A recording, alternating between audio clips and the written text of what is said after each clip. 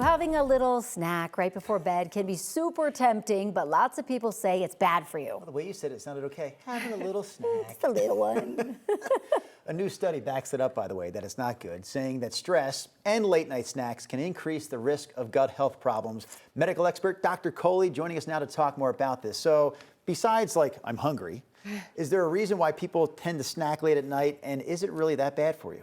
Honestly, it's not really hunger. It's more our biology that makes us snack late at night. So if you think about our circadian rhythm, late in the evening, our impulse control starts to go away, and our hunger hormones can actually get upregulated, especially if we're sleep deprived. So we start to have more hunger, less satiety that happens late at night. Then, of course, there's a psychological component to it, too. How do we wind down from the day? How do we reward ourselves for working hard all day? And you got the TV on, okay, let's reach for a little popcorn. You're streaming something, let's have some ice cream. So it's behavioral as well as biological. Biology is telling you to eat it. It would be nice of it just to waste the calories while you did it. Hello. Oh, so talk about a little bit more why it's so bad for you, especially when it comes to bowel habits. Well, so think about it. How were we designed? We were not designed, our bodies were not designed to be eating right before bedtime.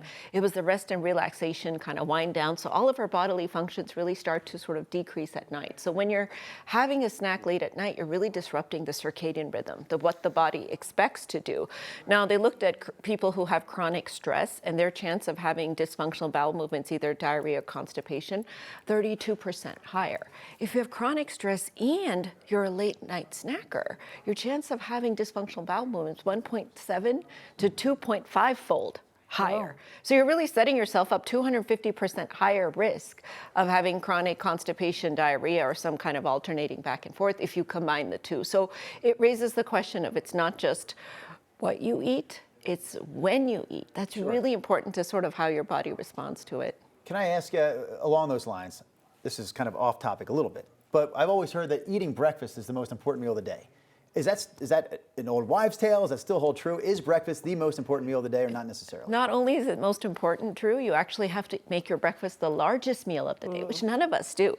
So it's called the inverted eating style. So we eat breakfast like a king, and they say dinner like a pauper, because our metabolism, our ability to really accept those calories is the highest in the morning, and we're more likely to burn it off. But we actually have the reverse eating pattern, which is a social construct that we've kind of got stuck into because we wind down at night, in the morning we're running out the door and what have you. So if you really start to make breakfast your heavier meal of the day, it really helps not just obviously with constipation, diarrhea, but even the gut bacteria that you have living there. Because when we snack late at night, we cause diversity of our gut bacteria to go down. We just basically cause something called dysbiosis, which means that healthy bacteria in the gut goes down, which can be linked to dementia, to heart disease, to stroke, all kinds of chronic problems like cancer. What if someone's like, wait, I am not the cereal eater or the pizza eater at night. I eat a healthy snack. Is that different? Doesn't matter. Doesn't matter. Really? Body doesn't want food, and you're giving it food because of a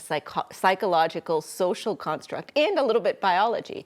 So what you really got to do here is gaslight your brain a little bit, because when your body is not ready to accept the food and you just end up putting it in there, it's going to make you gain weight. It's going to increase your risk for all kinds of problems and cause gut and digestive issues. So even if you're eating hummus and celery late at night. Exactly what I was thinking. I was just about to ask you, what if I just want to have a stalk of celery, Dr. Kohli? So during the day, at breakfast, go for it, Drew.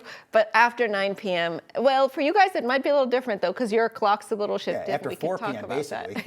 Yeah, but when it comes close to bedtime, within 2 to 3 hours of bedtime, when your body's supposed to be increasing sleep hormones, not hunger hormones, you start putting food in there, it's not going to metabolize properly. I feel like a good relationship is based on truth. So if I'm going to be honest with you, I don't want the celery anyway. I actually want the ice cream. Okay. So just to be honest, I know I can't have it. It's a confession. Yes. Thanks for all that good information, Dr. Kohli.